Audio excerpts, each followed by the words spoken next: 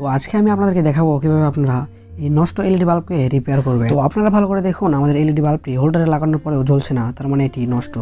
তো এই নষ্ট এলইডি বাল্বকে রিপেয়ার করার জন্য প্রথমে আমাদেরকে এলইডি বাল্বটি হোল্ডার থেকে খুলে নিয়ে বাল্বের উপরকার প্লাস্টিককে সরিয়ে নিতে হবে। তো দেখতেই পারতেছেন নিশ্চয়ই আপনারা, বাল্বের উপরকার প্লাস্টিককে সরিয়ে নেওয়ার পরে আমাদের অরিজিনাল বলটি বের হয়ে এসেছে। তো এটাকে আমাদেরকে সাবধানে ধরে হোল্ডারে লাগাতে হবে, কেননা আমাদের হোল্ডারে অলরেডি কারেন্ট দেওয়া রয়েছে। তো আমাদের এলইডি বাল্বটি হোল্ডারে লাগানোর পরে আমাদের এখন চেক করতে হবে কোন বলটি কেটে গিয়েছে। এখানে দেখতে পাচ্ছেন অসংখ্য বল, এই অসংখ্য বলের মধ্যে যে কোনো একটা বল ফিউজ হয়েছে। তো সেই ফিউজ বলটিকে আমাদেরকে বের করতে হবে। সেই ফিউজ বলটিকে বের করার জন্য দেখুন আমি একটা তার নিয়েছি, তারের দুইটা মাথা বের করে নিয়ে জাস্ট বাল্বের দুই পাশে দিয়ে দেখতেছি কোন বলটি ফিউজ হয়েছে। যে বলটি ফিউজ হয়েছে সেই বলে দুই তার দেওয়ার সঙ্গে সঙ্গে সকল বল জ্বলে উঠবে। তো দেখুন আমি আমাদের ফিউজ বলটি বের করে ফেলেছি। তো এই বলটিকে এখন আমরা চিহ্নিত করে নেব আসলে কোন বল।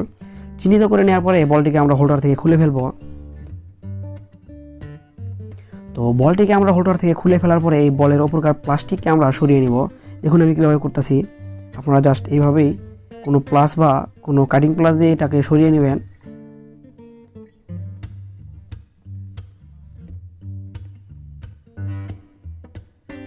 তো দেখুন আমি বলের ওপরকার প্লাস্টিককে খুব ভালোভাবে সরিয়ে নিয়েছি। তো এখন আমাদের প্রয়োজন হবে সোল্ডারিং আয়রন।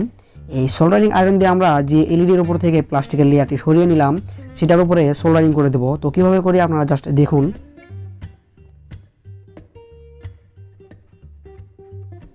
তো এটার উপরে আমরা জাস্ট সোল্ডারিং করে দেব, মানে দুই পাশের কানেক্টরটাকে এক করে দেব, মানে এটাকে ডাইরেক্ট করে দেব এই আর কি। তো আমি আসলে কোনো টেকনিশিয়ান না, সেই জন্য হয়তো ভালোভাবে পারতেছি না, তো এটা আপনারা কনসিডার করতেই পারেন।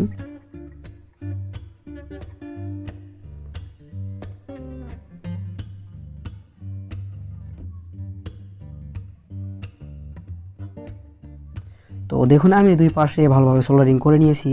তো এটাকে আমরা এবার চেক করব যে আমাদের বলটি ঠিক হয়েছে কি না। তো সেই জন্য আমি আবার ভালোভাবে ধরে হোল্ডারে লাগাবো। আপনারা এই খোলা বলকে হোল্ডারে লাগানোর সময় সাবধানে থাকবেন, কেননা ওই স্টিলের উপরে টাচ হওয়ার পরে আপনাকে শর্ট করতে পারে। তো দেখুন আমাদের বলটি অরিজিনালি রিপেয়ার হয়ে গেছে। তো আপনারা চাইলেই এইভাবে আপনাদের বলটিকে রিপেয়ার করতে পারেন। আর আমি যে এলইডি বাল্বকে ডাইরেক্ট করে দিলাম, আপনারা চাইলে ওখানে আরেকটি এলইডি বাল্ব লাগিয়ে এটাকে ঠিক করে নিতে পারেন। তো এটা আসলে আপনাদের উপরে। আমি একইভাবে আরেকটা বল ঠিক করব, যদি আপনারা চান দেখতে পারেন, আর যদি না চান তাহলে ভিডিওটি স্কিপ করতে পারেন। তো এই ছিল আমাদের ভিডিওটি যদি ভালো লাগে তাহলে প্লিজ ভিডিওতে একটা লাইক দিবেন, আর এরকম ভিডিও যদি আরও দেখতে চান তাহলে প্লিজ চ্যানেলটিতে সাবস্ক্রাইব করবেন।